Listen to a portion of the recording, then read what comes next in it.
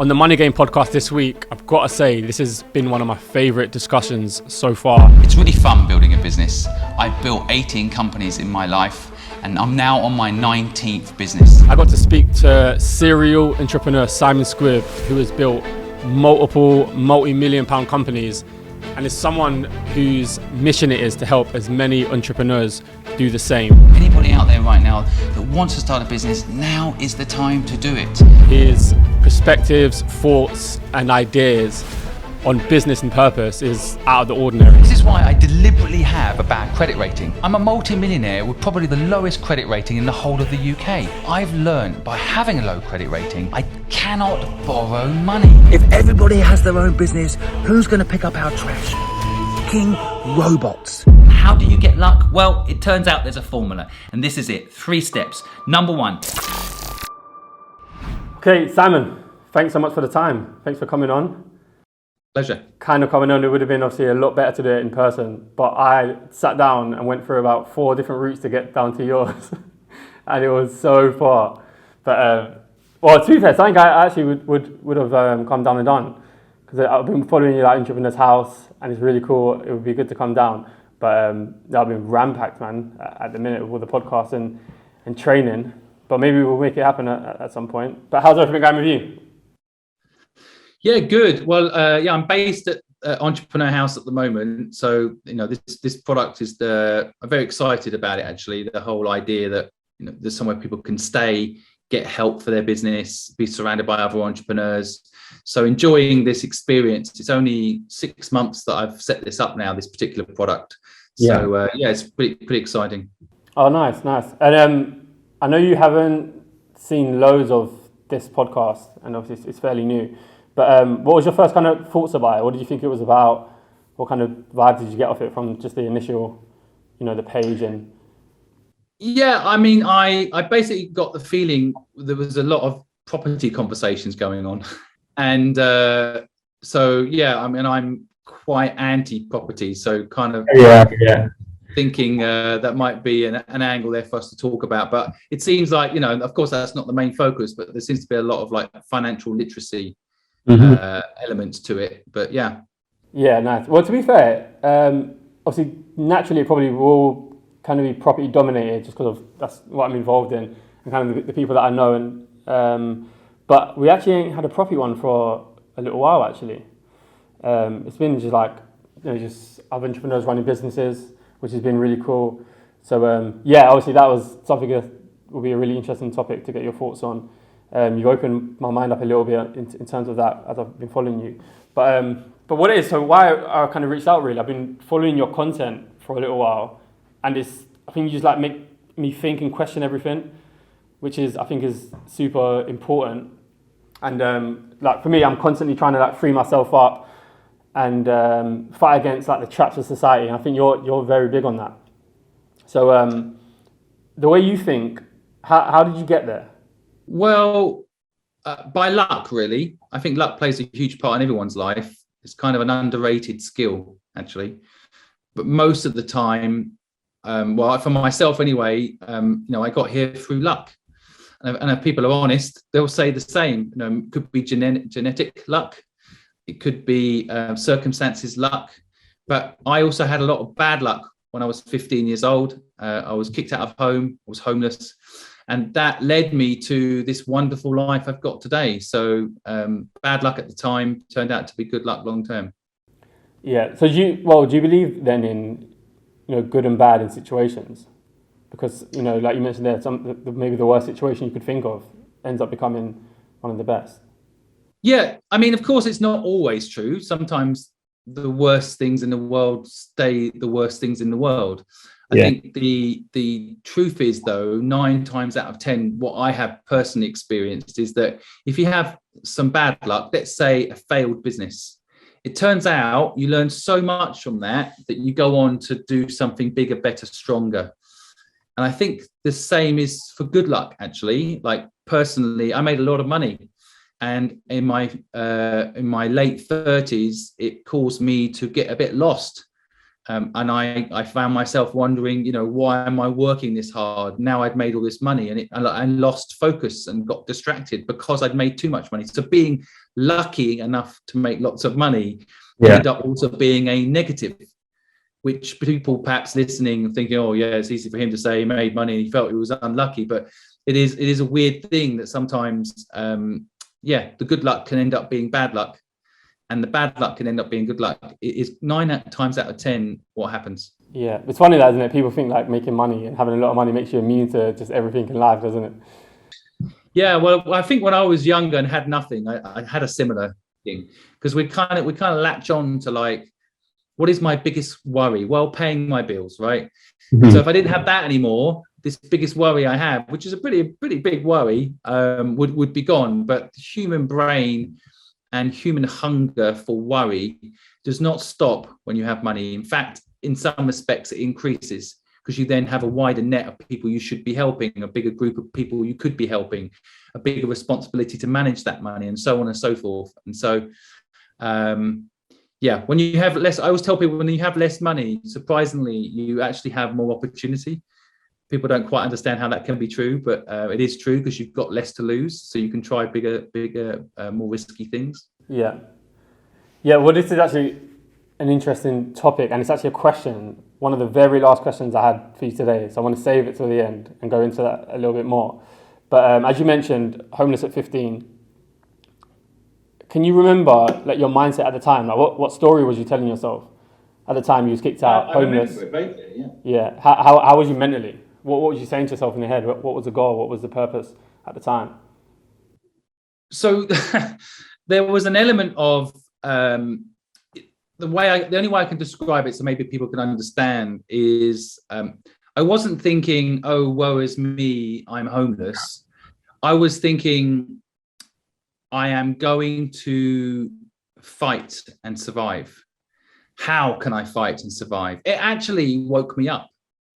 Right. It kind of woke a part of my brain up, which was like, right, I can't rely on anybody. What am I going to do?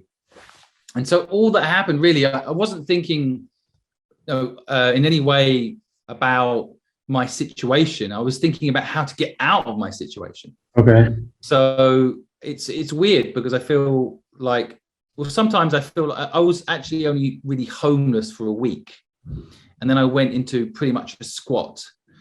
And so weirdly, I felt lucky to be in a squat that wasn't full of people taking drugs. It actually wasn't too bad. It was just an empty house with a group of people living in it. And somehow, weirdly, I felt lucky, because I remember it was raining, and just thinking, wow, I'm lucky I'm no longer on the street, even though I was living in this squat. Yeah. So just, when you come from zero, where you are in the street in the rain, just being out of the rain, you feel lucky. Being grateful is one of those things that you have to keep working on. Yeah. And I think basically that's my mindset at the time. I'm just thinking, wow, I'm lucky I'm not in the rain tonight. And then when my entrepreneurial brain woke up for the first time, I felt lucky that I actually was able to, change my circumstance. Yeah. And did that entrepreneurial kind of wake up moment, was that just based on because you need money to get out of the position you're in? Yeah, I think so. In addition, there was also an element of like, the people around me were no longer telling me who I was. So I remember at 13 years old being asked by my dad's business partner, what do you want to be when you grow up? And I can remember it because I said I wanted to be a lawyer. And I really meant it.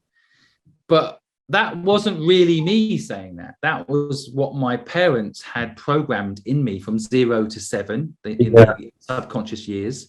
And then later in life, they wanted me to be a lawyer. That's what they saw as a respectable, good job. I now know it to be a very difficult job.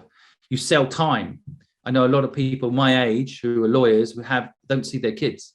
Yeah, they don't have the time. I spent the whole day with my family today. They don't have that now because they went and got that job that everyone told them was going to be the best job in the world. And at 23, 24, 25, 26, if you're a lawyer, sounds cool, right? But later in life, you're selling time. And that's a big problem. And so I think my whole mindset shifted when I was young and into thinking, right, now I have to be my own boss. I had no choice but to be my own boss, by the way. I didn't have a national insurance card at 15. Oh, that's what yeah, to be fair, yeah, I was just going to ask that. Why did you choose entrepreneurship? Why didn't you just go and get a job? Yeah, I couldn't get a job.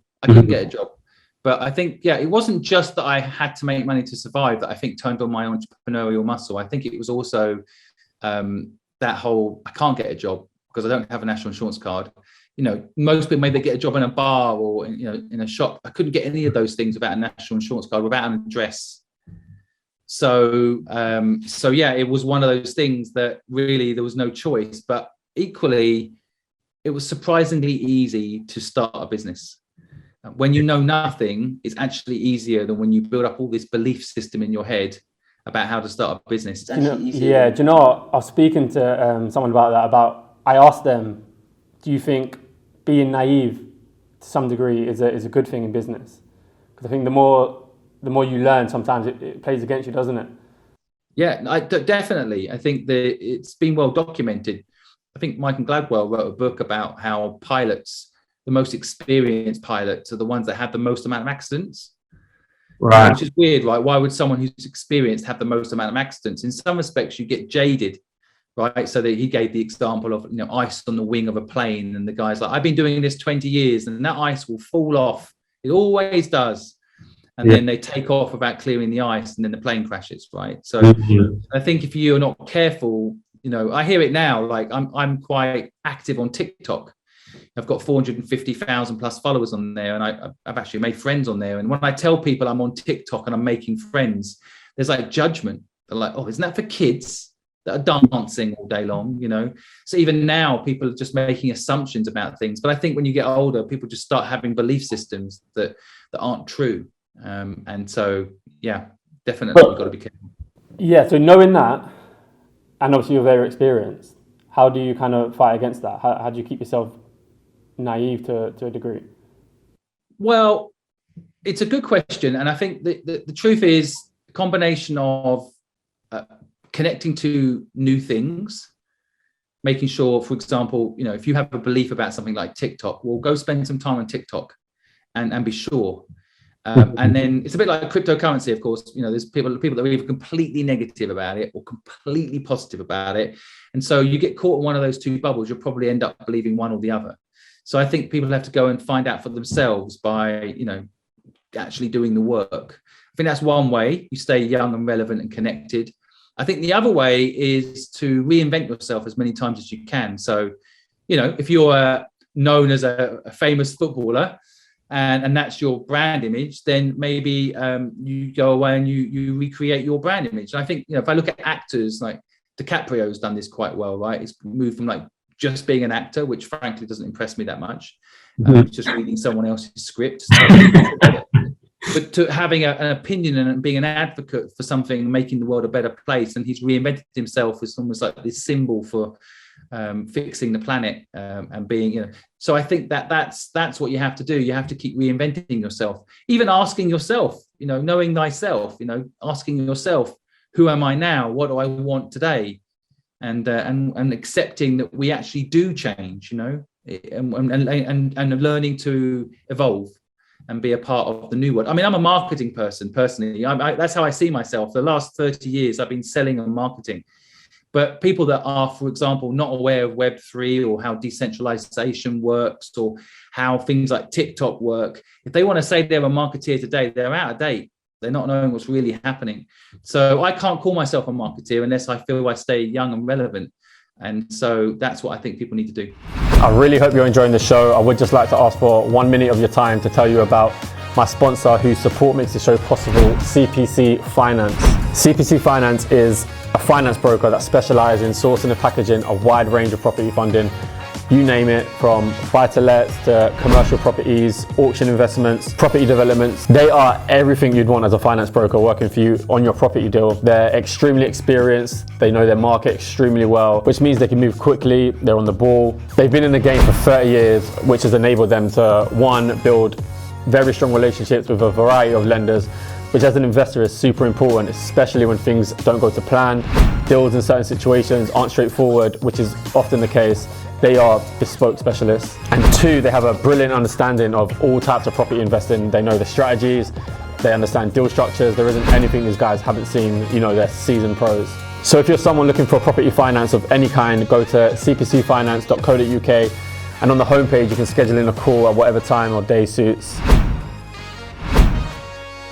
So going back a little bit, at the time where you was 15, homeless, when did you start seeing success for yourself? When did you start getting out of that position? What was the kind of the bit where you got a bit comfortable and you started seeing success for yourself? Well, interesting. I define success now very clearly, but back then, yeah, I didn't really. I mean, success was basically having a warm place to eat and being able to eat every day without worrying about the cost of basically buying a meal. Yeah. And I think that took me about 2 years from 15. So I was about 17 years old. Okay. I started feeling like I found my feet. I did move around a lot. I lived in lots of different places. I did a lot of different things, and it was not stable. And then I think I figured out how to make money and started to have a bit of stability. But it wasn't, I would say, financially, I never really felt like I genuinely made it until I was 30. Okay. So, I mean, 25, 26, I had quite a big business, lots of money flowing through the business, but I didn't feel like I was genuinely rich. I didn't feel like I'd actually made it. I wasn't able to breathe. I was still thinking about cash flow. I was still thinking about payroll. I was still thinking about all the responsibilities. I think around 30, I remember my company in 1 month made £500,000 profit. Yeah. And I took a large chunk of that money out with my business partner at the time, and basically invested it in some other things, other businesses. And so I think it was that moment I thought to myself, oh, hold on a minute. I think I'm actually at the beginnings of being, in the top 10% of like the income in this world that people earn. And for a moment breathed. But then I invested it in businesses, my own businesses, expanded again, and then your cash flow goes back into being a worry. So it took me another 10 years to actually have the cash in the bank and be genuinely, comfortable. But by that time, I'd learned so much about business and enjoyed it so much. I didn't really care about money anymore. Yeah. So when you at 15, you just wanted to get to that point where you maybe hit at 17, where you was comfortable, had a place to live, had food, right? Yes. And then beyond that, when you got to that position, then did you have the hunger to go and do what you just did 10 years later? No, I think what happened primarily was, and I'm having to think about it, carefully. But I think at 17, I felt like, okay, I've got a roof over my head. I can cover the bill of that roof. I have food, and I was having quite a nice life. I was visiting my friends who were in uni. So I wasn't in uni, of course, but I was able, start to have a little bit of like their life, but have this independent entrepreneurial life. Mm-hmm.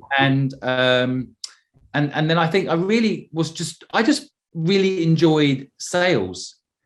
Okay. I really enjoyed making something in my head real. And so I think what I really focused at that point wasn't about making money. I as long as I had the basics covered, I wasn't thinking about money. I was thinking about how can I be better at what I do? What are the skills that make a good salesperson? What are the skills that would allow me to market my business properly? And how do I hire people? How do I manage people better? These are the things I was thinking about. I was never thinking about how can I make another £10,000 or how can I make another £50,000. But why? So what was it then? Why did you want to do that? Why was you thinking about hiring people? And I think in part I never enjoyed school.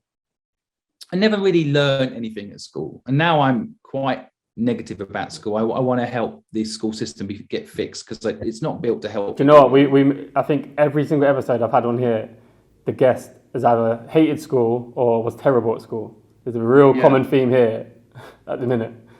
And I think what it is, it's the school system, ironically, it doesn't teach you anything. It brainwashes you. it tries to make you think that risk is bad. No, so people come out of school thinking, well, getting a job is safer than working for myself.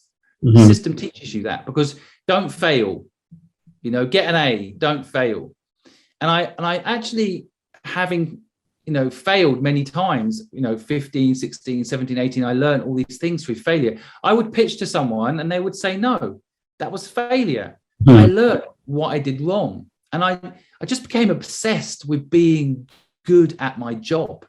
I was so awful managing people. I had about 30 people working for me when I was 17 years old. 17? And, yeah. And I was so terrible at managing people. I just had no idea what I was doing. And so I wanted to be good at it. I wanted to motivate people, not demotivate people. I wanted people to care about doing their job, and they didn't. And I wanted to work out how to make people care about what they were doing. And so I think when I was young, I just suddenly felt like, hey, I am so uneducated. I know so little. Get my head down, learn this craft. And I wasn't thinking about money. It never really crossed my mind. Yeah. What was obviously you mentioned you hated school, you wasn't very good at school, but what was your self-esteem like at the time? I was quite a confident person. Yeah. I think that's in part why, at 15 years old, I had a big argument with my mum, and that's why she kicked me out. I genuinely don't think I was a bad child, but I just think I wouldn't take shit. My mum was a manipulator, and I just stood up to her, but I was confident, overconfident, definitely. I think a lot of 15-year-olds that have a little bit of confidence are probably overconfident. I thought I knew it all. Yeah. And I think that at that moment, I was overconfident, but it's actually been good for me. I even today, I feel like there's no business or product or problem I can't solve. And it's very arrogant to say that, because there's some big problems in this world. But if I put my mind to a problem, I feel like I could solve it. And so that arrogance leads you, I think, to having to educate yourself to make sure you can deliver on it. And if you then educate yourself and you have the confidence stroke arrogance, it can lead to the solution. Yeah. So at the time, it was about getting better at your job. Money didn't really play a huge part. So what role did money play at that time? Was it just to pay your bills? Most of the time, money that came in, I would think about how to deploy it into either the next venture or the existing venture. I never thought about it. I bought myself a Renault Clio when I was like 19 years old. It was £4,000.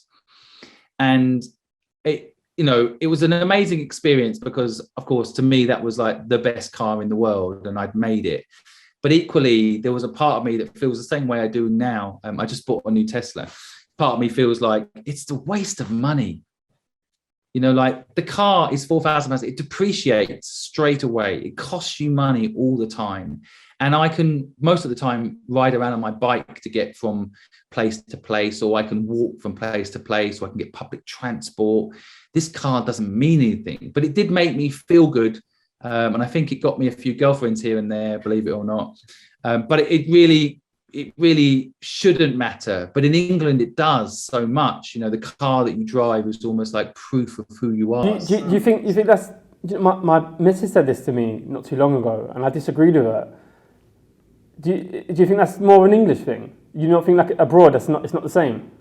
Definitely not. So I've lived in Hong Kong for 20 years. I lived in Beijing, Shanghai, Australia. I've lived in LA for a while. It's been interesting. Each market, property in general, cars as a property item, represent different things in those markets. So best way for me to explain it, I find that in England, if you have a nice car, it actually does give people the impression that you're successful, but people actually kind of hate you. So I bought a really nice car when I moved back to England, and it got keyed, but there's also some respect for you at the same time, somehow, just because of the car you drive. In Hong Kong, everybody has, the people that are wealthy they have a driver, so they don't even own the car, So most of them are driving these big, ugly black wagons. Yeah. You know, because they're just people carriers, but they're the wealthiest people in the world. You know, like Li Ka-shing, who I've had the pleasure to meet, seventh richest man in the world. He just drives around in a shitty black car that his driver drives, and no one gives a shit about cars. Yeah. And whereas in America, they do care about cars. So it's similar to Britain in a way, except there's no envy if you have a nice car. There's admiration. So that's what I've noticed culturally. I mean, I'm English, so I feel like I can talk this way. I can talk about English culture in this way without insulting my fellow English people. But there is definitely something strange around cars. Maybe, you know, because most people in England need a car to get around. Especially outside London, people need a car. So, and the first thing people want to do at 17 years old to get away from their parents is get a car. So it becomes a big part of your life at your developing years. Yeah, so, yeah, it is. It's funny because my most watched episode was my last episode. It was a guy who owns a car dealership, and everyone just loved it. Yeah. Yeah, well, I mean, this is it. That was actually my dream when I was like 18, 19, thinking about, okay, I had a gardening company and this, that, and the other. And I was like, oh, my dream would be to have a car lot of beautiful cars and just let the cars sell themselves. You know, like that's, you know, as a salesperson learning his craft, what you actually realize is you just need good product. You know, that's the key to good sales, not actually a good salesperson. So that was kind of my dream. But I can't think I can anything worse right now. I don't think that would actually not be what I want. But I think it's going the Tesla way, where people just buy it online and no one gives a shit long term, hopefully, about a car. But yes, I can see why that would be a popular episode. Yeah, and at the time you didn't have any real materialistic goals. I wouldn't say I had no materialistic goals, but I didn't think how the system now trains people. A lot of people around me were buying a house to live in, and it just didn't appeal to me. I wanted to be free to move to where the opportunity was, not be stuck in some shitty town. Yeah. I wanted to not have a monthly fixed cost. I wanted to be nimble. And I didn't want to put deposit down that I could be using to build a business into a property. And so no one had educated me on what I now know, that a property officially falls into the liability bracket when you own it and live in it. It does not an asset, it's a liability. No one taught me that, but I just felt it instinctively. And so I always craved having a car. I think that I just put it down to being English. I can't explain it any other way. I really think, you know, I would look at Porsche and just dream. Maybe because when we're 8, 9, 10 years old, we're playing with these toy cars, right? Very clever marketing. These companies make these things and they become the toy you play with. And the idea of one day owning a Porsche definitely appealed to me. But I don't think I ever actually, I probably could have got a Porsche quite young, but I never actually got one. Maybe if social media had existed a bit more 15 years ago, I might have got one to raise the profile of what I was doing. I know a lot of people on TikTok and so on do that now. Yeah. I would only have ever done it, I think, if I could have justified it as a business value. I wouldn't have actually done it as an ego play because I was too financially savvy at that point. Yeah. I'm probably like the only person I know who is not really bothered about cars. They've never appealed to me. I do appreciate a nice car, not like if I see a Lambo, I won't turn my head. If I saw a Ferrari, I wouldn't turn my head. If I saw like a G-Wagon, I like them. But I'm probably the only person I really know who cars don't appeal to him that much, which is I don't know why.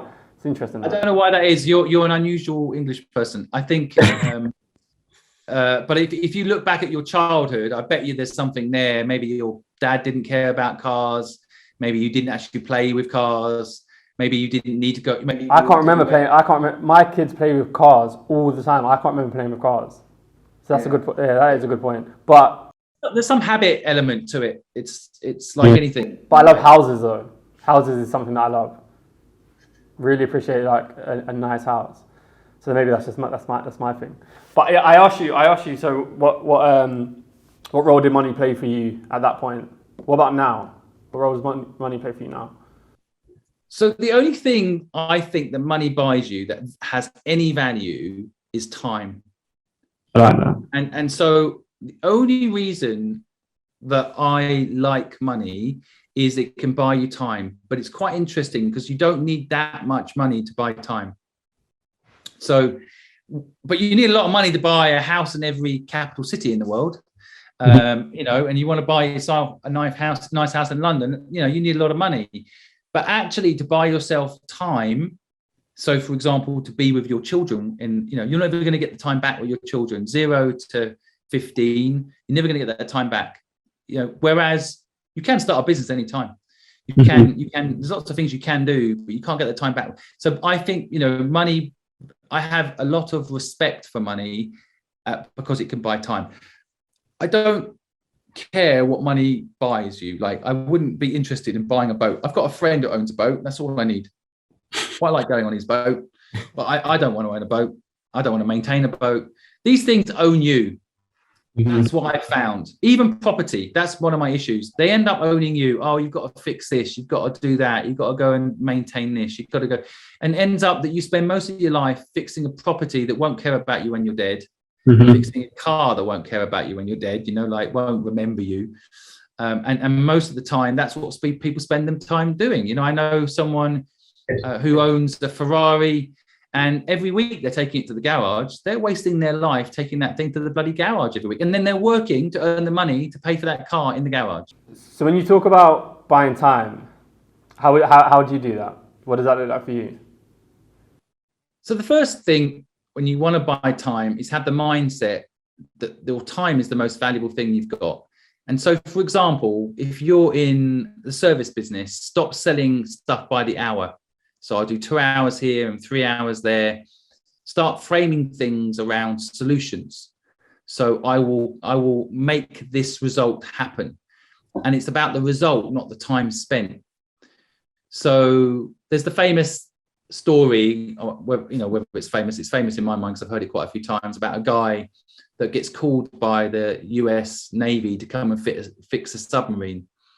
And he's called in to fix the submarine. And he gets to the submarine and he walks up to the dashboard and he basically presses a few buttons and then he goes around to the side where there's this pipe and he screws this pipe. And it takes him about 15 minutes to fix the submarine. And then he sends an invoice in for £42,000 to fix the submarine. And he gets questioned. It was 15 minutes. Why so much? And he's like, I spent a whole life figuring out how that problem would only take me 15 minutes to fix. Yeah, do you know what that's like? That's like the Picasso one. I think is it Picasso? I think it's Picasso. I think it's a similar story. Yeah, there's a lot of things around, but it's a good way of illustrating. It basically, yeah, but I think there was probably one about Picasso. I know the one where basically the painting's so valuable, but it only. Yeah, he done a scribble someone asked him for a signature. He done a scribble on a paper and charged them for it.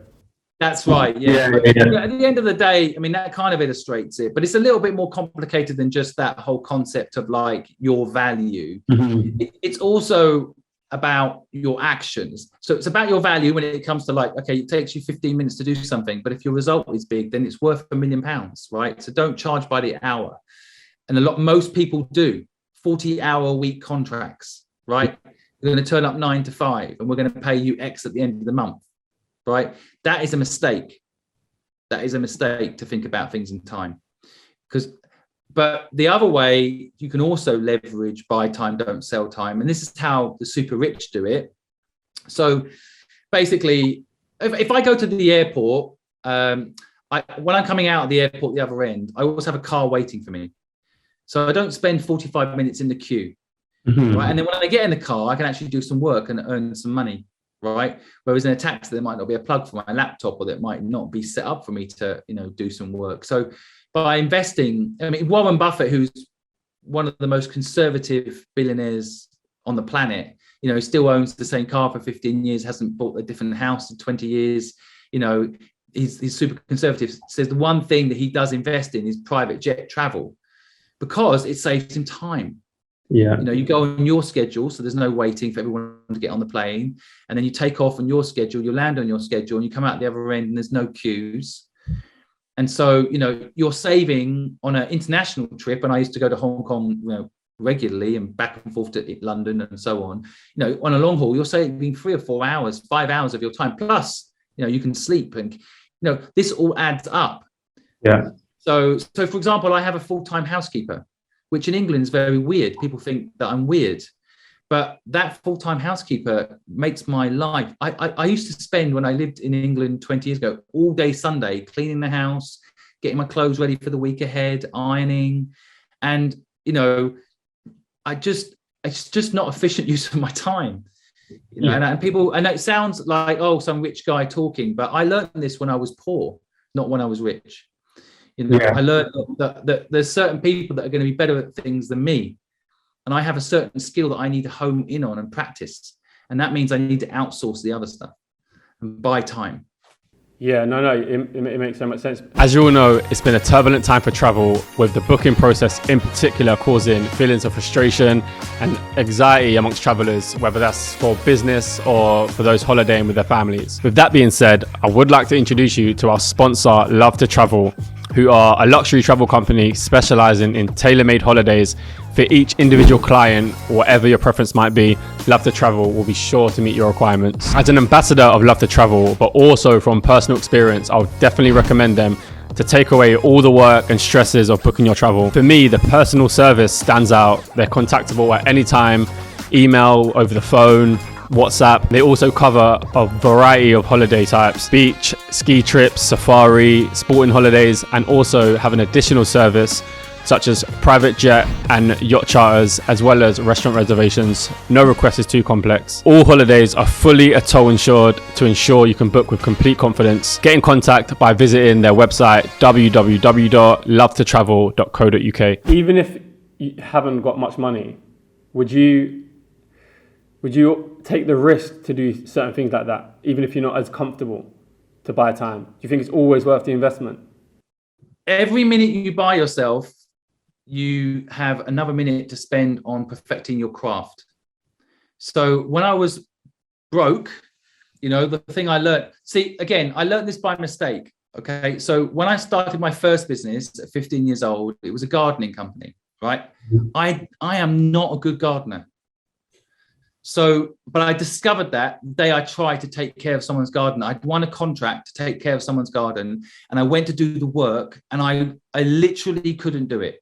I literally didn't enjoy it. I wasn't good at the detail that was required to make sure that a bed of flowers was in good condition. I just wasn't good at it. Luckily, the other guy living in the squat with me was good at it. Yeah. And that's what he loved to do, as it happened. Because I think this is all a matrix in a game anyway, but that's a different subject. So I think, you know, I basically brought him in to then take care of the gardens. And so, and he loved it. And he got cash at the end of every day to do what he loved. And I learned a lesson by mistake that I shouldn't be doing something I don't love for money. There's someone that will love that very thing I hate. Bring them in to do it. They'll be happy. I'll be happy. Now I can focus on what I did love, which was knocking on doors of customers and saying, hey, can I be your gardening company? And would you like us to take care of your garden? And, you know, getting to know the customers and selling and building up the actual business. That's the bit I personally enjoyed. Yeah. So, you know, a lot of people say you've got to learn accounts, for example. I've just hired a brilliant accountant. In all 19 companies that I've built, I've just hired a brilliant accountant. And it's paid dividends for me in saving time and getting the job done better, 10 times better than I could do it. Okay, so something that's quite common, what people say, a lot of business owners and people that have done well, they say, you know, at the beginning stages, you should do everything yourself so you know it, so you can learn it, and then when you get good at it, then delegate it. Do you not necessarily believe in that? Do you feel like as soon as you can delegate, do it straight away, even if you haven't learned it yourself? I think it depends on the business, and it depends on what you want from that business. So I believe running a big company is easier than running a small company, but a lot of people will believe having a small company is a better lifestyle and so on. That's not been my experience. If you have a small company, you're forever the bottleneck in that business. You're forever, it's hard to go on holiday because you've got to run the business. So I believe the best thing to do, like I'm actually a generalist. When I started out my career, I'm a generalist, right? So there's generalists and specialists. So I'm a generalist when I start, right? I'm just an entrepreneur who can spot opportunities and then figure out what needs to happen to make that opportunity work. But you need to bring in specialists at certain things as soon as you can. So accountants, for example.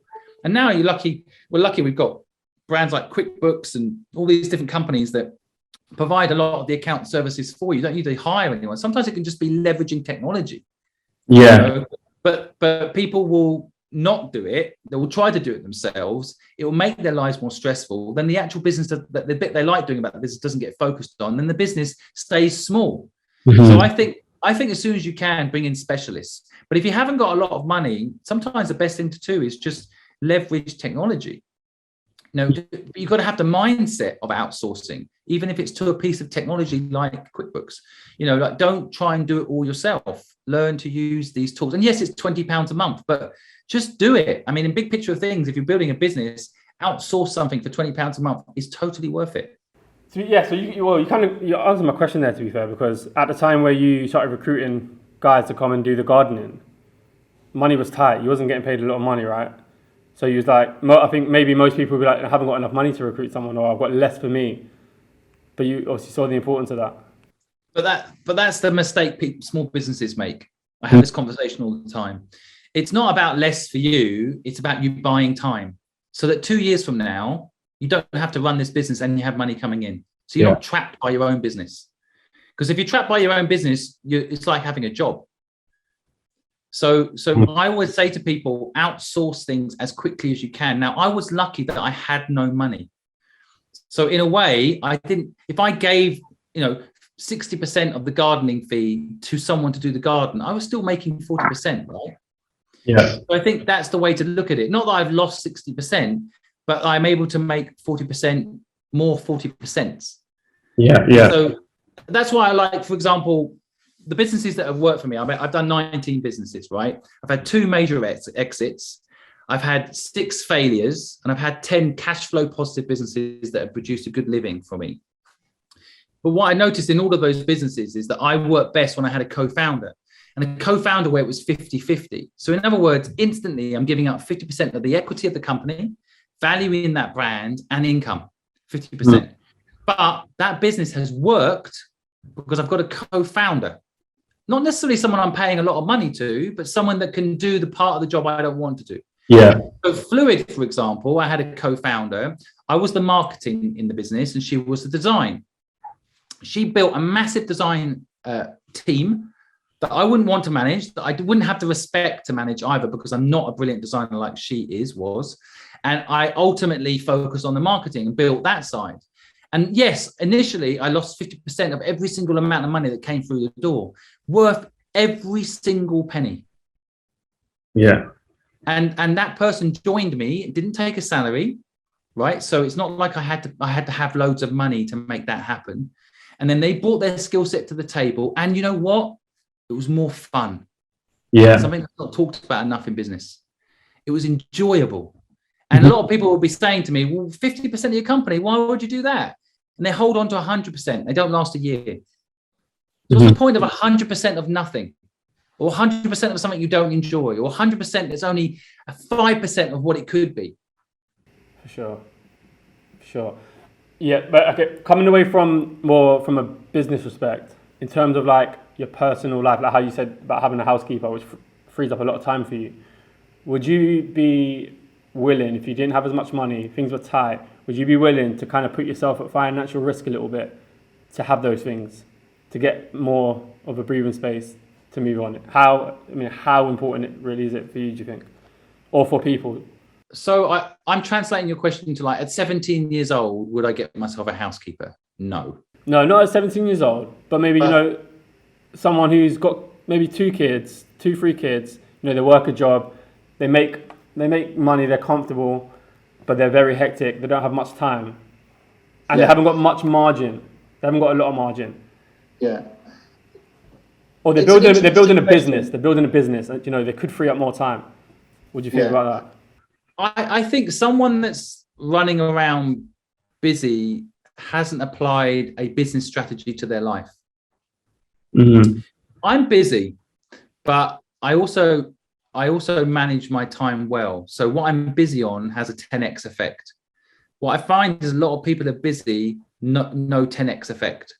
So in other words, they'll do things that don't make sense, that someone else could do. And it would actually be better for them better for their business, better for their life if someone else did it.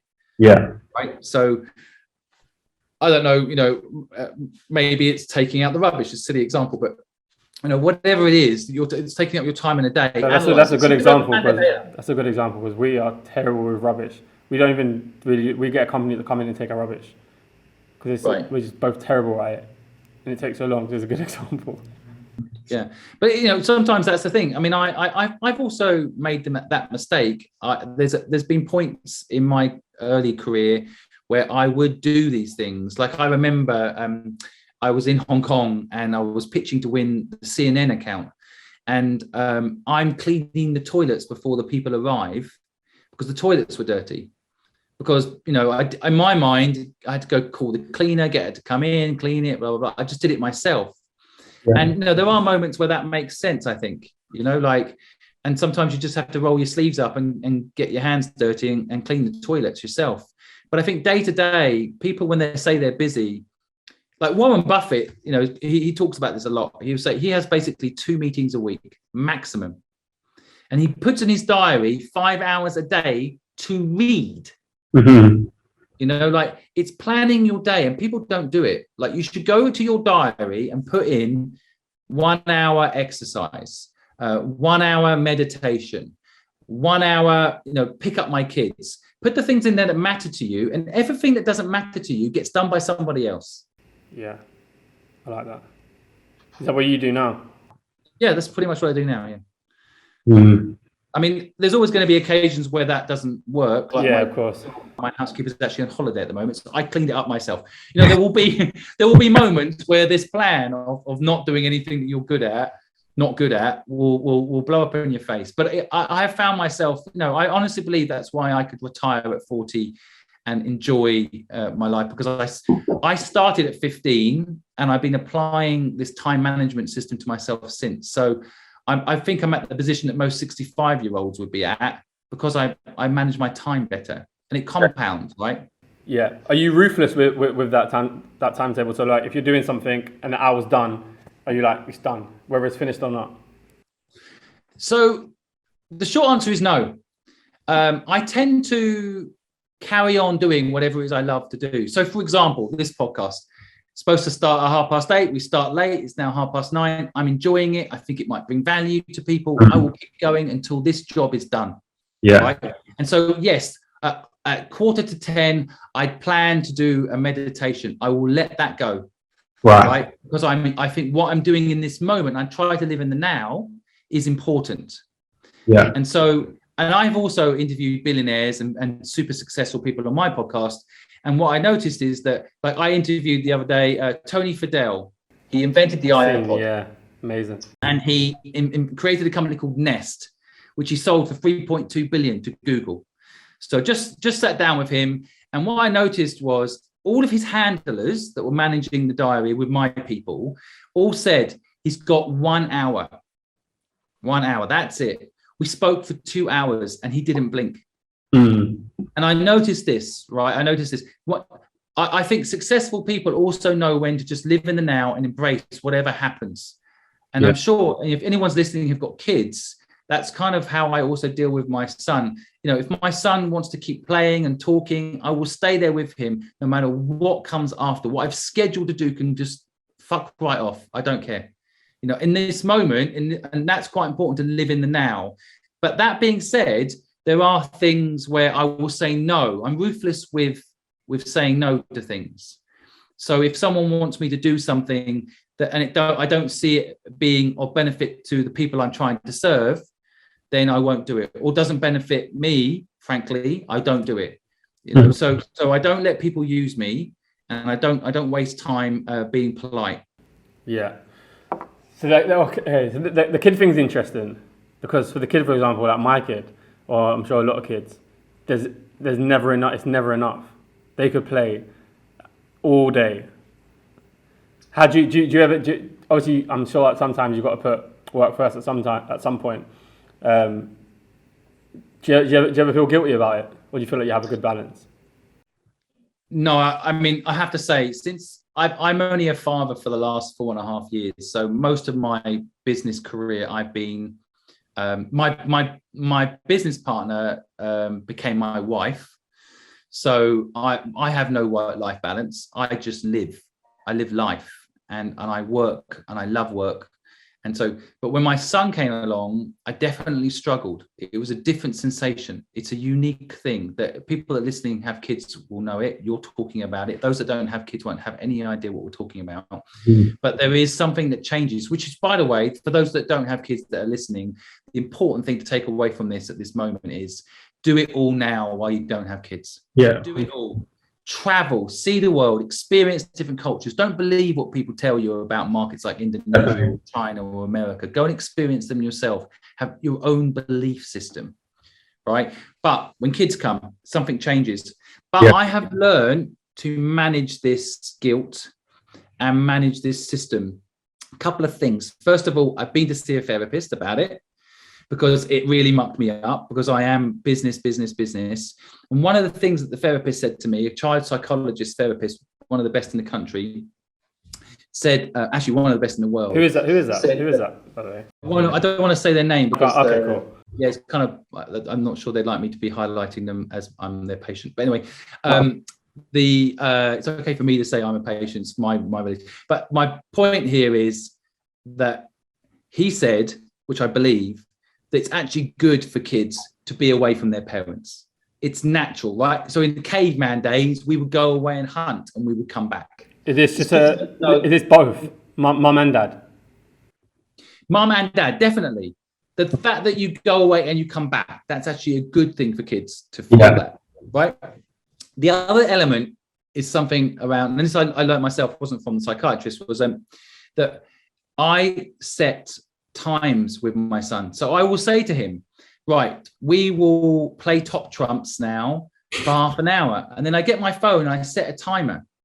So he knows when that timer goes off, I have completed my promise to him and everything has been done, right? And that actually does help with the time.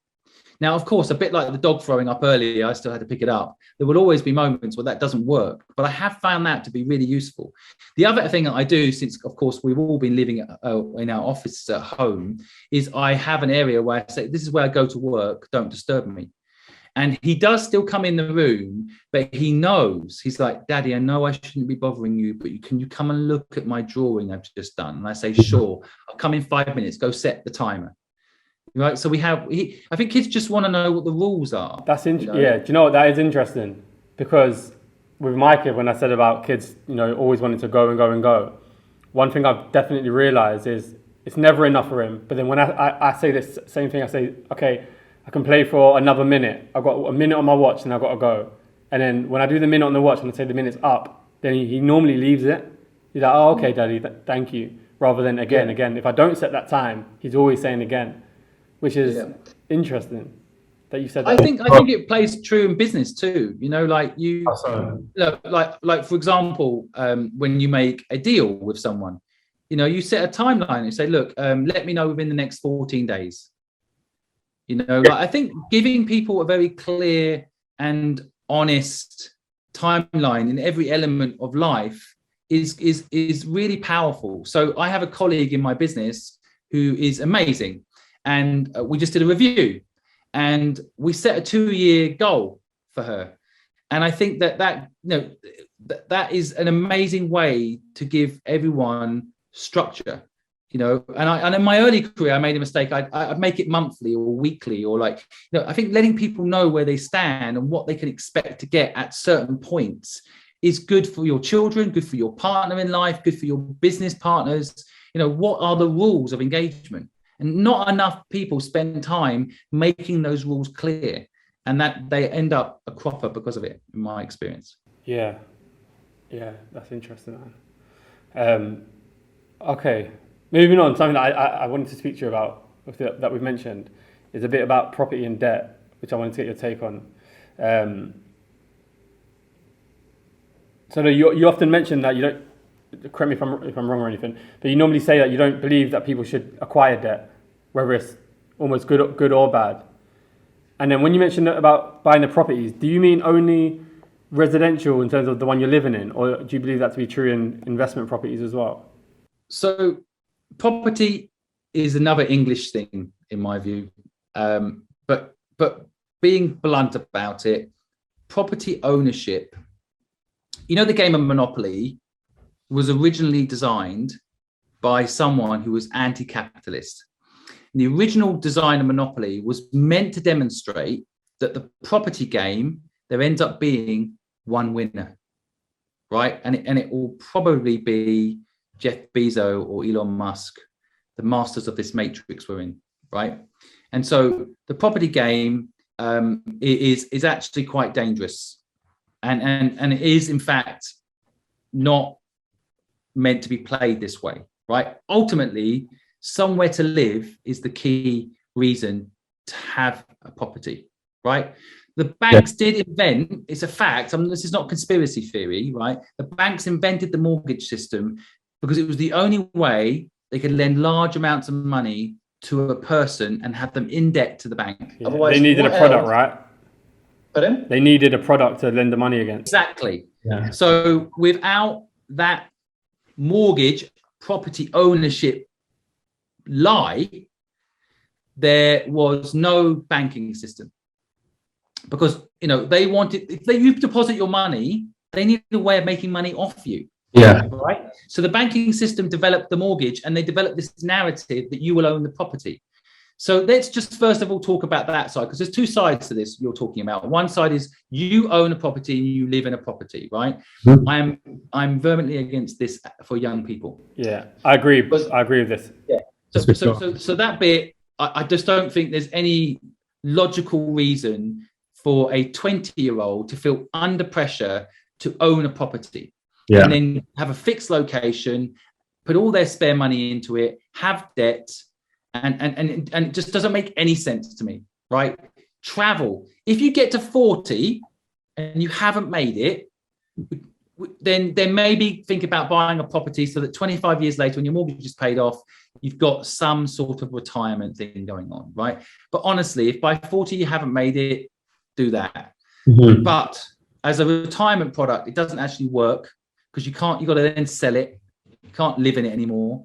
Yeah. And I know plenty of people that can't sell that house they've got used to, right? And so they get trapped, and they often end up dying in the house that they finally own, only for it to get inheritance tax and go back to the government anyway. Mm-hmm. So let's park that. Let's talk about the more popular buy property, leverage good debt model, which is a harder narrative for me to argue against. Okay.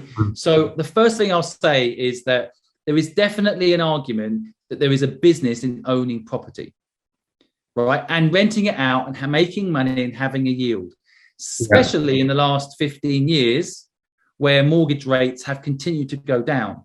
Mm-hmm. I come from a family that did this. They had hundreds of properties, and then the mortgage rates went up and they lost everything overnight. They went from one of the richest families in St. Neots, where I'm from, to broke.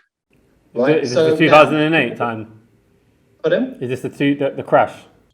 The crash. Yeah. Now, let's take the argument why that won't happen again today, right? Yeah. Well, they won't lift interest rates. They won't do it. They are doing it, right? They are doing it because inflation leaves you no choice. But let's just put all of that stuff aside, and let's just assume there's no crash, that making money in property will last forever, and that a yield in property is good. Let's put all that to one side, because I can actually accept that. I actually accept that there's a business there. Mm-hmm. Here's the issue I really have with property. It's the same issue I have with buying shares and, frankly, buying anything where you don't have any true control over its success. The real businesses in this world do a couple of things for you. One, you build a brand, not a business. The brand is where the value is. So when you're buying property, you're not building a brand. You're not building where real value sits, right? The second thing is the property market can crash tomorrow because of Boris Johnson, not because you're brilliant, not because you're stupid, not because you worked harder, not because you were smart about what properties you bought, but because Boris Johnson is a fuckwit. And tomorrow he could lift the interest rates or do something stupid, say a lie, cause a war. Interest rates will mean everyone will go bust and the property market will blow up. Right? Mm-hmm. So I don't believe people should spend so much time in a property business because they're missing out on what doing business is really about. Building a brand, having an enjoyable experience, learning stuff, and building something of real value, not just owning stuff that you then charge someone who can't afford to buy it to live in it, right? And so that's kind of the crux of what I'm trying to put across in my anti-property movement. And I'm the only one, by the way. I feel like everybody, I'm in a sea of people that bombard me with property is the answer, especially those that are already in it. But you go meet someone, and I know quite a few people that own 300-400 properties. A couple of things you'll notice about these people: boring as hell. Right? All they fucking talk about is the properties they own. That's it. Not about the people they helped or the world they're changing. None of it. How much properties they own. And then they'll talk about all the problems with the properties they own. Right? And they haven't built a brand. They haven't built anything of value, and they're stuck because someone told them to do it. They went on some course 20 years ago, right? Yeah. And now they're stuck in that world when they could have been fixing the education system or helping create a whole new world of cars that drive themselves. I mean, Elon Musk has sold all of his properties. Why? Because he wants to get humans on another planet, so not a one planet species, because he wants to make the planet greener by building cars that are electric. You know, by changing things, not by owning a shitload of property. Yeah. Which he could have done 10 times over and never worked again a day in his life. Because he knows what I know. That's not the point of a human existence. Yeah.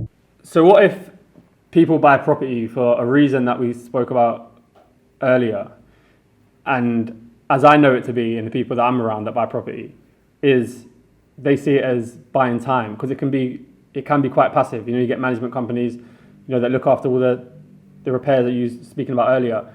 That's how I know it to be, and that's why that's why I do it. That's my goal when I buy properties, is to buy time. You know, you've got kids, and because you own property, do you spend more time with them? Well, not now, because I feel like it's. I play football, right? How long before you will be buying time with those properties? Because right now, I reckon that's taking up your time and your bandwidth to manage those things. No, for mine is passive, because I've got partners. So I play football, right, all the time. So I can't manage a property. Impossible for me to do, especially one that's in Birmingham, for example. So I've got partners. So for me, it could be literally as hands off as I want it to be. But I like to learn about it, right? But I would say, to answer that question, it would be when I finish playing football. Yeah. So if I finish playing football, that income. Something different though. Can I just say, I think what you're actually doing is you are giving your money. You're letting someone manage your money, right? So, but it happens to be that they're doing it in property. So maybe you feel safer and more excited about it because it's in that, because it's a format that you enjoy, right? But I think it's very different to being in the property game, because not many people are in your position, right? So normally what's happening in the real world on Main Street is that people are getting sold this narrative that what you should do is buy a property, get a mortgage, buy another property, get a mortgage, buy another property, right? And they're being sold that dream. Okay, and what happens is they go spend all their time doing that. The other side of property is this: people buy it for themselves to live in, right? And I'm saying those two stories are a bit fucked up. Yeah. What you're doing is a bit different, because you're actually, and I'm assuming you're doing something you love every day, right? And then you're taking that money and you're investing it. So you've got a money manager. The fact that that money manager is putting it into property doesn't really matter. Mm-hmm. But your focus, therefore, is really on your day job. Mm-hmm. And the only danger you've got, the only thing you've got to make sure of, is that when you finish your football career, you've learned another skill that isn't football, that gives you something to do when you come out the other end. Yeah. Right? So that's the only thing you've got to watch out on. Otherwise, I don't think it's a bad strategy. But I wouldn't want to be the people you give the money to.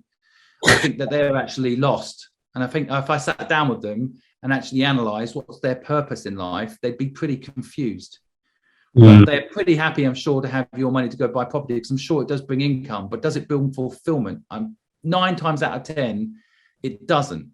But they found a way to make you money and make themselves money. So maybe that at some point that will give them the chance to break free and do something that actually matters. Yeah. Well, I think for that, I think if you maybe did ask the people that do that for me, I think it would be the same for time and for choice and for options. It's for, you know, obviously for money. It doesn't really create that. If you're full time on it, it doesn't actually create that. It takes up your time.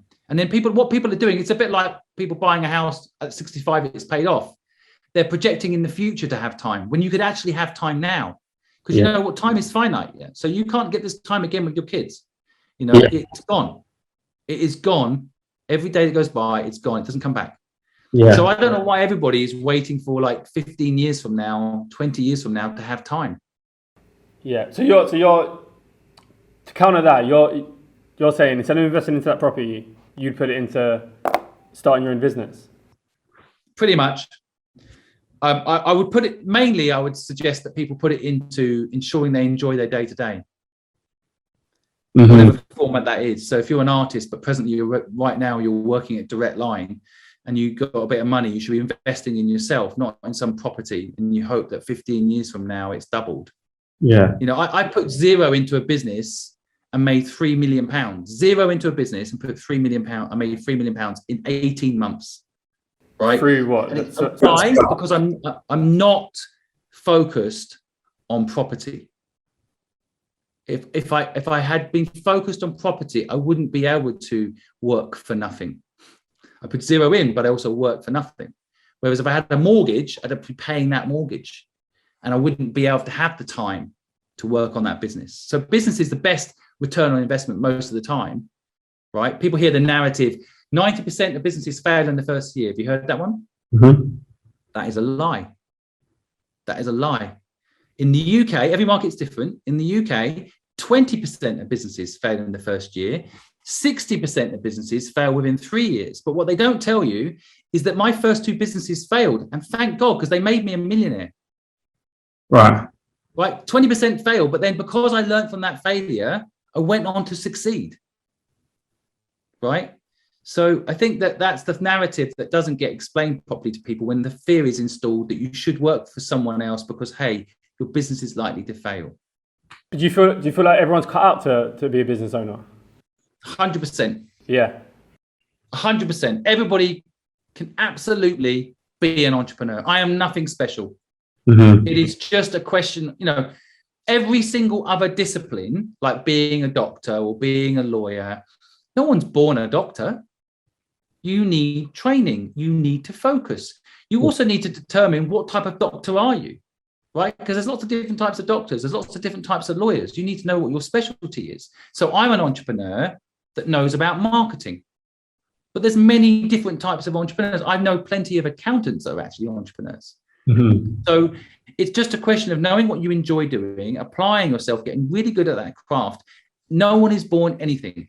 Every single person was born free until the system started brainwashing them into thinking that they were going to grow up to be something. Because the truth is, the question shouldn't be, what are you going to be when you grow up? The question should be, what problem would you like to solve? And then it opens up your mind to realize that our young people shouldn't be asked what they're going to do when they grow up. I was told I'd make a good hairdresser, right? I don't want to know what I'm going to be when I grow up. I want to know what problems I'm going to solve. And then you realize, hey, I can be an entrepreneur that solves that problem. Bill Gates, I bet no one thought he was an entrepreneur when he was younger. You know, like, it's not about perception of what an entrepreneur is. It's about application. And so I'm 100%, and I know it to be true from my own experience of life, that I was not told I was an entrepreneur. I was told I was a lawyer. Yeah. I'm not a lawyer. I'm an entrepreneur. And so are your listeners, all of them. Yeah. I get it. I do get it. But when you're talking risk, you know, if someone's sitting on a bit of money and they don't know much about business, and I know you don't have to know a lot about a business to get started, but in terms of like your risk being at capital, do you not feel there'll be a lot of scenarios where this person, their capital would be safer going into a property, an investment property, as opposed to starting a business? And like you said about Boris Johnson could just say something silly. Could that be the same truth with a business? You can do something. Okay, so this is the problem with this present system that's been built out, because the belief is it's better to give my money to a system I cannot control than actually invest in myself. That's what we're saying when you're saying that. But you're saying that someone's not able to invest that money in themselves and make a return. They're so stupid that what they should do is just put it into a property and hope Boris Johnson doesn't fuck up the system, right? Because history said the property will be all right. If you look at everybody who's super rich, the top 10 super rich people did not make it in property. They made it in their own business. And then they bought property. And then they got so rich that they dumped property, like Elon Musk. But everybody at the top, Jeff Bezos, his own business. Mark Zuckerberg, his own business. Elon Musk, his own business. This property shit is middle class lie. Owning property is an up and down cycle like owning shares. I think it's a trap for people. It's a way of helping people think that they're getting rich, but still working for the system, right? Yeah. Buy shares, hold them, get dividends. It's just a trap. And so I say to people listening, and I believe this, and I've seen it over and over again. If you take that money you've got and you invest it in yourself, it'll be the best investment you've ever made. You'll have a life experience. You can't take it with you anyway. And frankly, I know someone right now who has a load of property and he's just trying to give it to kids at the moment before he dies. And they're all fighting with each other. They're having awful arguments. They've all fallen out of each other. None of that will bring that family happiness. And they focus on nothing but property. So I believe that it's better to invest in yourself, make your day-to-day enjoyable, invest in learning a skill, invest in solving a problem that gives you purpose, and you will be happier. Yes, there is an argument you could lose it all, but you can't take it with you anyway. Yeah. There was a survey done on people before they died, right? There was this whole big thing. I think it's Stanford did it. I know this. They went out and interviewed people before they died. I love this one. About regrets, right? Mm-hmm. And the biggest thing that people said, the biggest regrets they had were the things that they didn't do. Mm-hmm. No one talked about, I bought this house for myself. They talked about the regrets they had.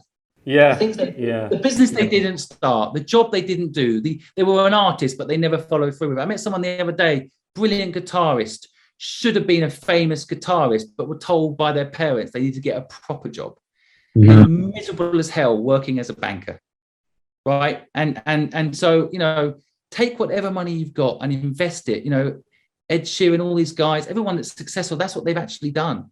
They've gone and taken a chance on themselves, not gone and bought a property because it's safe and then lived until they're 65 to hopefully retire, only to realize that they didn't do all the things that they were meant to do because you've got a purpose. Everyone's got a purpose. It's not listening to it because they're listening to some bullshit about get a property portfolio. And I'm not including you in this. Right? Because I'm seeing you're doing something you love. You actually have managed to build a career and do something you love, right? But you've got to be careful that when you come out from this stage of your career, what's next for you? Yeah. Maybe it's a commentator. You've got to get good at that. I don't know, like Gary Lineker's done, right?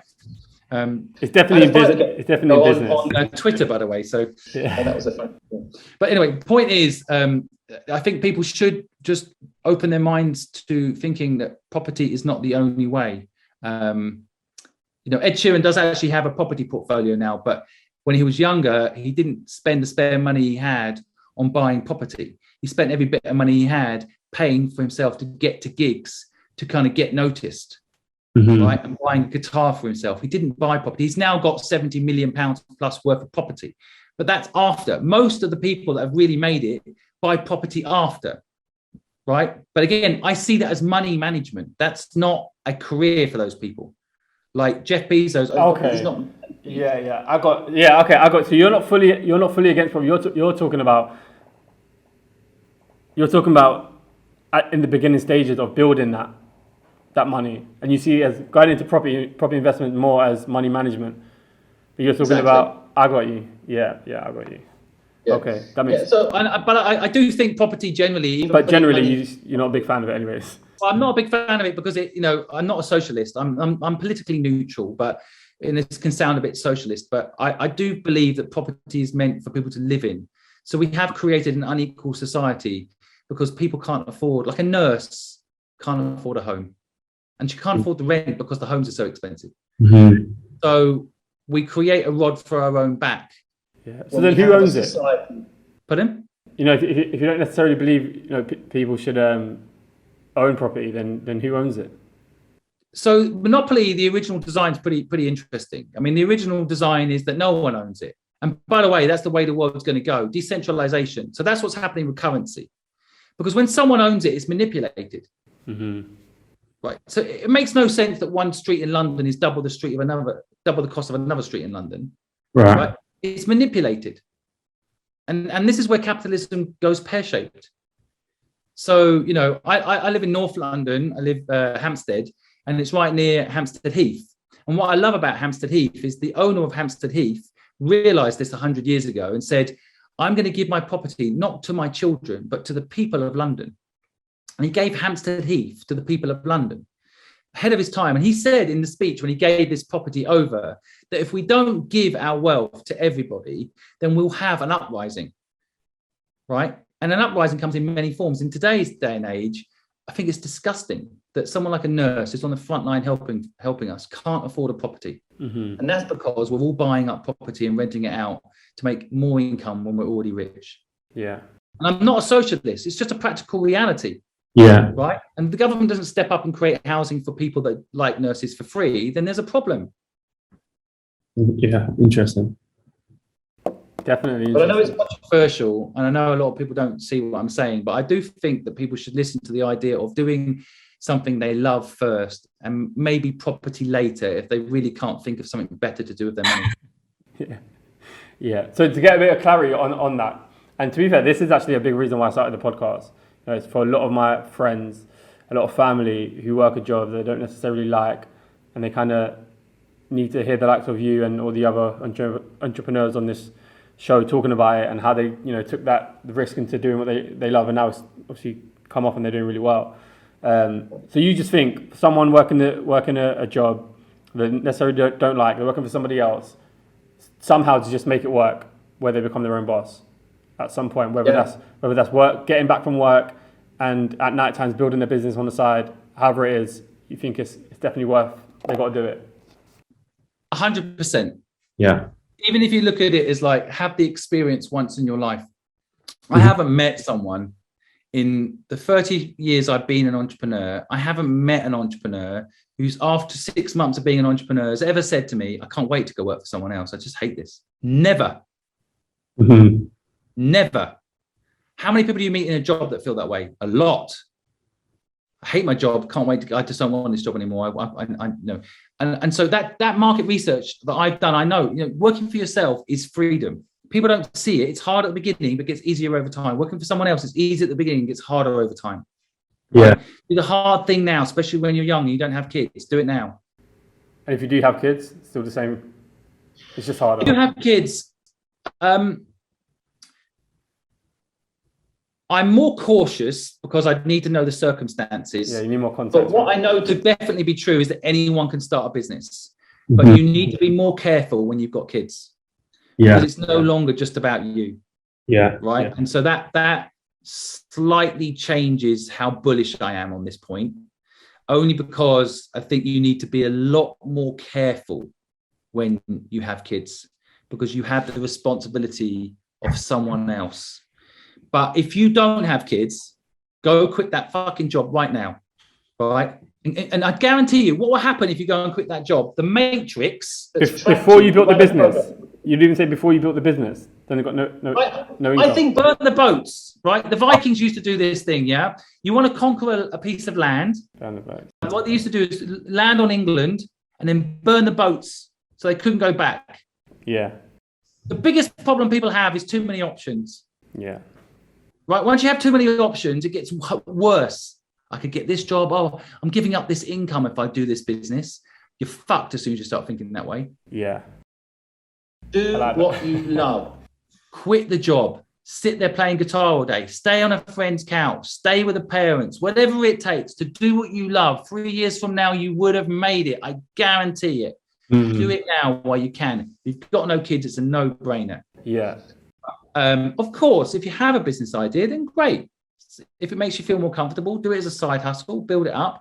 But what I've noticed with people doing side hustles is sometimes it doesn't work. And they're like, oh, I tried to do a business, but it didn't work. You weren't fucking focused. I'm an experienced entrepreneur. Like, I know everything there is about business. I've literally, there's nothing you can ask me about business I wouldn't be able to answer. Nothing. I still can't make a business work unless I'm full-time focused on it. No one can. Right? So when people are doing it as a side hustle, they'll wonder why it takes them 5 years and they still haven't made any profit. Yeah. And they'll think, thank God I've still got my job. And I tell them, it's the job that's stopping you from making profit. Yeah. How would you, for the other athletes and footballers that listen in, how would you play it?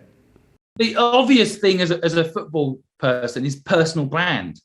Yeah. You know, it's the easiest low-hanging fruit entrepreneurial move. You know, build a personal brand. I mean, anyone that's not building a personal brand right now, I think in 10, 15 years time, like CEOs of companies won't get a job unless they've got a personal brand. I would say that football stars. But remember, we're not always like, we're not all talking about top flight. Yeah, no, I understand. It doesn't matter. Okay. I wouldn't consider myself top flight, and I'm not Elon Musk. I've got a personal brand. You know, like I've spent time defining what my brand stands for and what I believe in, and my values, and you know the things I'll stand up for, the things that I believe in. You know, like personal brand is so important now. And so, you know, when you ask what would I do, I would. Now you can be a quiet personal brand. There's plenty of those. You know, like you can be a bold, outspoken personal brand like me. You know, but I think that's low-hanging fruit. But then I think also, you know, having honest and deep conversations with yourself about what you want to do with your life. Because I feel like football might be very similar to falling into a job. You've got a skill and someone spots you, and next thing you know, you're working at Direct Line selling car insurance. You know, it just happens that you're working at a football club playing football. But I would muscle my way into how does the management work? I'd muscle my way into the people that own the football club and understand business. I'd muscle my way into hanging out with people that have moved through into, say, like what Gary Lineker's done, into commentating, if that's what you want to do. You don't have to just simply follow someone else for the sake of it, but like identify what you like doing beyond football, and then start investing in that. So, you know, if you're investing in property. So what I would actually say to you is keep doing that if you see yourself in property when you leave football, and not for property's sake, but because it has a purpose. Yeah. So if I was advising you as a mentor, I'd definitely say, okay, keep doing that. But if that's where, you know, as long as you're investing just the same amount of money in your next career, because you've got a bit of time to plan that. What is your next career? Right. So, you know, if it's, I just saw Camden Market's up for sale, right? So like maybe you want to own Camden Market and turn it into a trader's market. I don't know, like something that relates to your industry or something you care about. I don't know. So you start saving to buy that, or, you know, but I think a lot of people don't plan out. So I would say anyone listening in that space, think 5 years ahead. The whole world, your whole life can change in 5 years. Plan ahead. What in 5 years' time do you want to be doing? There's absolutely nothing you can't achieve if you do that. Yeah. And how important for you is multiple streams of income? Overplayed statement. Again, it's so popular everywhere, isn't it? Build multiple streams of income. And I'm not saying don't do it, but I'm also saying it can be a distraction. Right? Yeah. Multiple streams of income means, in my mind, 3 or 4 things you've got to think about every day.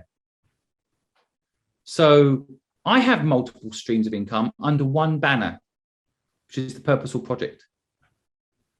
Right. So a business with multiple streams of income. What I think the mistake people make is they have multiple streams of income, and then they got taught this kind of like, okay, property here, some affiliate deal over there, some sponsorship promotion over here. You're running around like a headless chicken, managing your multiple streams of income. You know, like, and I think people forget how valuable time is and do that. Right. And they're not focusing on what actually matters, which is purpose. Yeah. Okay. And one thing I hear you say I heard you say often is about, you say there's plenty of ways to make money. Would you say there's any that you know of that are maybe overlooked? Because I know you think a lot of people, especially in England, just think property or something else. Do you think there's a lot of other ways to make money that people overlook? It's there are lots of ways that people overlook. I think every way to make money has been looked at and explained, and there's some YouTube video on it. But I actually think generally the easiest way to make money that's overlooked is doing what you love. That's what's overlooked. You know, people look at, like, I could put it into the stock market, or I could buy property, or I could, I don't know, trade, or I could buy Bitcoin, or I could, and they miss the one thing that will bring the most amount of joy, which is doing something they love. So if it is playing guitar, then get good at playing the guitar. I'm really actually starting to understand your point. Why is this the last thing people think of? Yeah. It's like a confidence thing. Schools knocked it out of people. The school system is completely fucked because it's basically knocked this out of people. Right? We all start. My 4-year-old wants to be an astronaut. He wants to be this. He wants to be that. You know, like, it's exciting, and we lose it. The education system literally drains it out of us. Yeah. And so, yeah, I think people need to. The thing that's being overlooked is investing in doing something you love every day, and that will make money over time. Look at Picasso. You know, like, doing what he loved every day, didn't make money at the beginning. So a topic that we've come across a lot, and I've spoke to with other business owners quite a lot, and it's something that I hear you talk about a bit as well. And it's about, and it links with business owners and it links with football as well. Is about the selling of the business and how a lot of business owners sell their business and kind of lose their purpose. And it's kind of similar with football. Footballers retiring and then having troubles with losing their purpose as well. Talk me through that process and how you got over that, because how you felt, right? Yeah, no. So I sold my company Fluid to PricewaterhouseCoopers in 2016, and it was kind of a life bucket list item. You know, like, sell a company I created from nothing for a lot of money. And so, yeah, I think I had probably the experience that a lot of footballers must have when they give up their career. But I didn't know at the time. Initially, I was excited. Sold it. I no longer had the responsibility for it. And I had all this money in the bank. But I think, the process I went through, I was maybe lucky as in the sense that at that very moment as well, a little life came into my world. So I spent 2 years being a present father and co-parenting with my wife and being there for my son every day. And even now, I was just looking at a video the other day of him when he was 18 months old, thinking what a great investment that was to spend that time with him. And so, but I went a little bit crazy in those 2 years. And mainly because I lost my identity. And, you know, and I know that, you know, a lot of your community will relate to this. I was Simon Squibb, who built Fluid, or I'm Simon Squibb, you know, come to my office and look how brilliant I am. This massive company I built. And so when I sold it, I also, in a way, sold my family, because these are the people I saw every day. But I never really understood that until I'd sold the company. And so, but I coped with it initially by luck, by having this little life to focus on. And then I had a really hard time. And again, I don't mind admitting I went to therapy because I love to work, but the dream was to not ever have to work again. But when I actually reached that goal, it wasn't actually what I wanted. Yeah. So I had to dig deep and find what I meant to do next. And then, as luck would have it, COVID hit, and I was basically thrown into this kind of sensation of, like, there's a lot of people out there that want to start a business now. They're at home. Mm-hmm. I can help them. I can help them do that. Yeah. So I suddenly felt this new sense of purpose, and I think what I did in a way by going to therapy as well was I tapped into the 15-year-old me. I was able to unlock that box, which I think, you know, when you're 15 and my father died and then my mother kicked me out, and, you know, I went through a lot. You kind of put it in a box and you get on with life. Mm-hmm. And I went back to that painful time and I unboxed it. And I realized that all this experience I'd had at 15 of England's education system not helping me, and the lack of support. There were people that would have helped me in my business if I paid them, but there was no one that would help me for free. Yeah. And that's what I needed. I needed someone to tell me how to get a mentor, someone to help me raise money, someone to help me hire people, someone to help me understand what branding was. And no one would help me unless I paid them. And I didn't have any money to pay them. So it's dawned on me that the hard time in my life was now my purpose, to go back to that 15-year-old person and help them for free. The fact that I'm helping people now more like in their 20s and 30s is by the by, just symbolically. Yeah. So I think the answer to your question, the short answer to your question is, the thing I learned was you have to go back to where there was pain in your life and leverage it. And maybe football's made your life easy and good, but go back to where there was pain. Maybe it was the education system. So come and join me and help me fix the education system. Or maybe your mother went through a difficult time with cancer and the system wasn't really there to help. So go and help make that system better. You know, wherever the pain is. And by the time you're 30 and retiring at football, there's been some pain. So, Maybe it was pain in dating. Go work on a dating app that stops. Whatever it is, find the pain and leverage it, because that will motivate you, even though you've got money, to still go out there and do something with your life. Yeah, no, I love that. It's not something that I've heard before as well. How long was he at the therapy for? How long did it take you to get to that point and to get over it?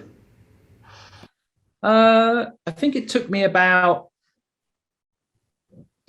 6 months to find my purpose and focus in on it. And initially, I just started by doing a podcast, and I didn't over pressurize myself, and I eased into it. And I think that's another way to go. A bit like you get jaded, right? If you start overthinking things. yeah. I just started small with a big idea and built it up slowly. And that's one of the benefits, I guess, of having a bit of money and a bit of space. You just don't repeat your old ways. You can just take your time to do it right. And you talk about the education system a lot and that it's broken. How do you protect your kid from that? I think about that a lot. Same. So the first thing is I take responsibility as a parent that education's on me, not just on the school. Yeah. And I make sure that I'm educated about education. So, for example, the psychology of managing your child, like we talked about earlier with the time management. Mm-hmm. And I work with my wife to run a child-led education mindset. I think the next step to that is to try and actually fix the system itself. And, you know, for example, teach financial literacy to people. You know, it's ridiculous that's not taught in school. Yeah. And I hope by the time my son is in school, and I'm contemplating homeschooling, but by the time my son is in school, that I would have fixed the system that will be his life.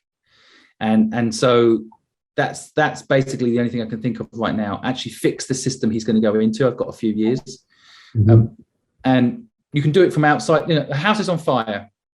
How do you put a fire out in a house? Not from inside the house. So inside the education system is going to be very hard. Doing it outside the education system is a little easier. Putting a fire out in a house from outside the house is much easier. So I want to build a system that educates people for free in things like financial literacy and things like business knowledge.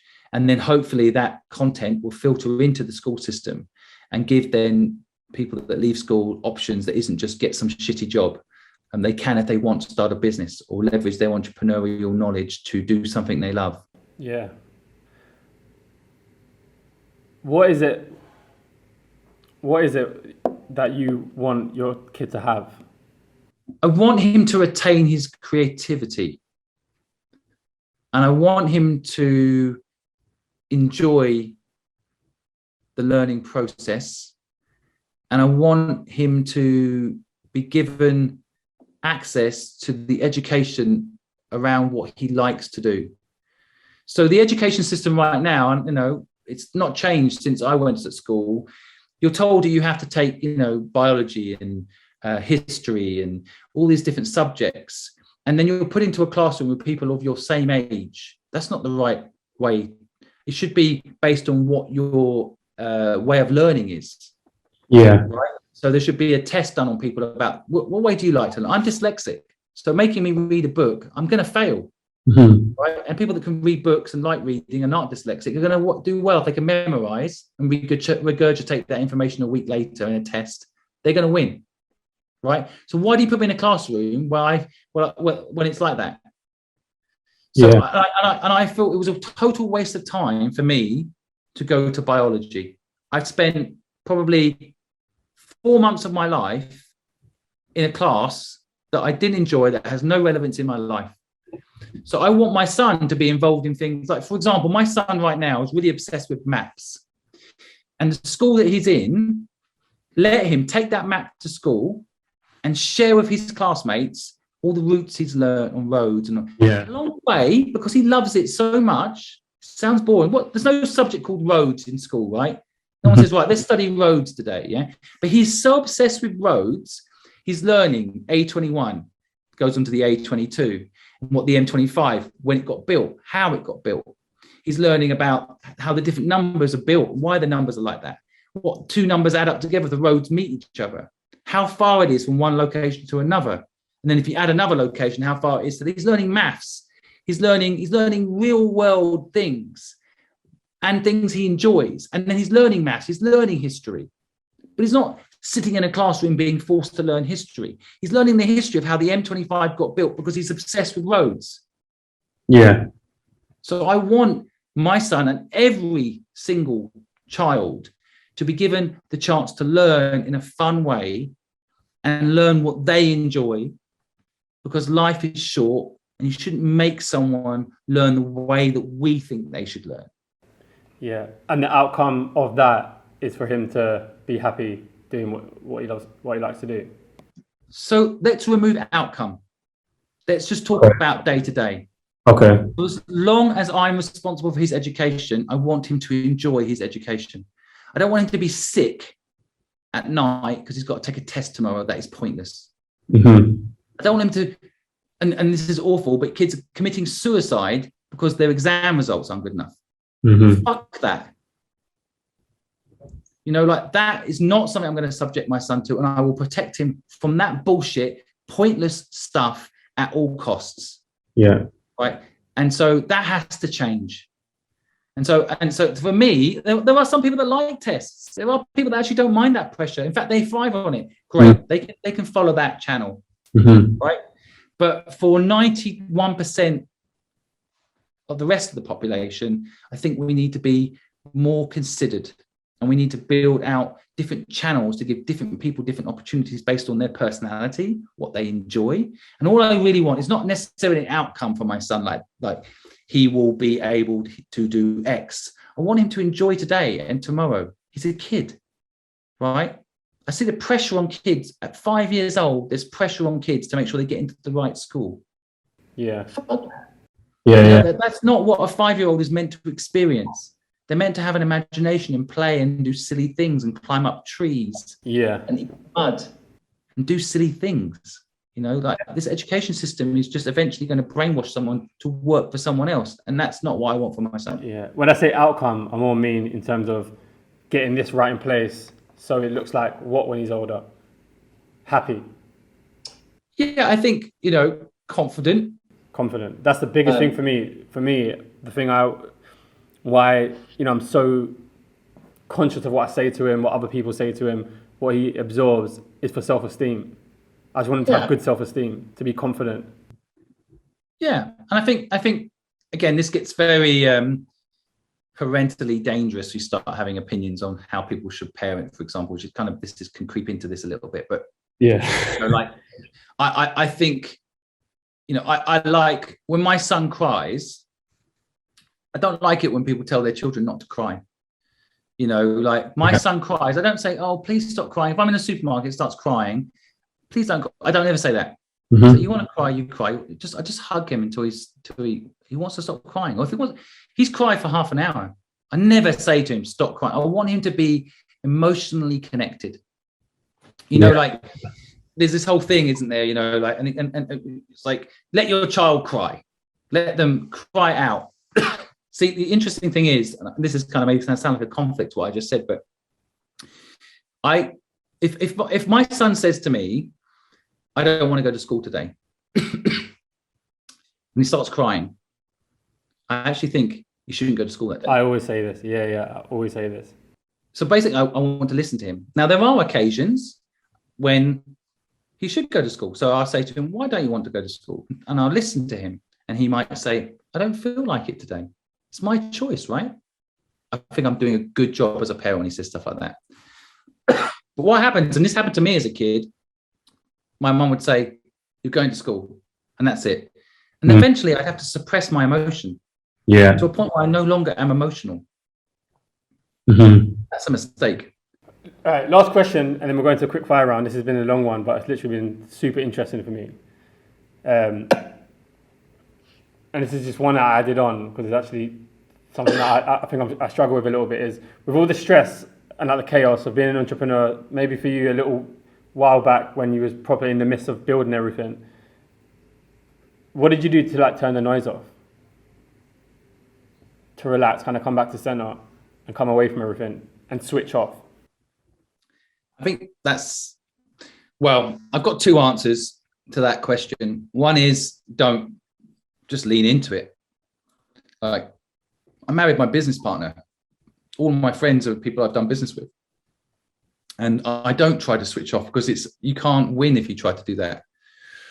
What is switch off? As in like meditation, for example.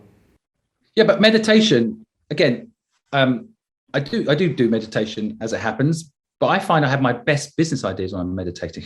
I'm not actually doing it to switch off. I'm doing it to activate another part of my brain. I think that's a better way of looking at it. Okay. Right. So it's like if you try not to think about something, that's the very thing you think about. Right. I'm going to tell you, don't think about a pink elephant. Yeah. Right. So now everyone's thinking about a pink elephant. Yeah. So I don't think try to switch off is the right approach. I think do different things. So go for a walk. Go call up someone you haven't spoken to for a while, or like, I wouldn't frame it as necessarily trying to switch off. I would just say mix up your life. But people that try to switch off, again, they sit down to meditate. It doesn't, to switch off. Meditation doesn't work. They end up thinking about work. Yeah. Okay, nice. Cool. Look, we'll wrap this up with a few questions on the quick fire round. First question, which to be fair, I can't think I know what you're going to say now. But if you could change one thing in the world, what would it be? The education system. Yeah. What makes you happy? What makes me happy is, I think happy is actually the wrong word. I think happy is a bit overplayed as a word. I agree. Yeah. I enjoy freedom to do what I want to do every day, and each day something different makes me have some element of happiness. Yeah. But I'm not always happy, and I think anyone that happy is just temporary, right, and superficial. It's just up and down. Yeah, I agree. I look at things as an overarching. I have a wife I love. I'm very lucky. I've got a son that is healthy, and I do what I love every day. And love is better than happy. I enjoy it, but I have days when I'm not happy for no reason. But yeah, you talk about all the worries of the entrepreneurship before about like cash flow, payroll, and all of that stuff. Is wealth worth pursuing? I think wealth is worth pursuing if you link it to purpose. Nice. So a mission, so the money can do some good. So for me, it's about accumulating wealth so that I could spend my full time fixing the education system. Right. So wealth will power that up. But wealth for wealth's sake, I see a lot of people that are very miserable because they just pursue wealth. And that is my issue with property. A lot of people just pursue wealth and more wealth, and they're not actually doing anything purposeful with that wealth.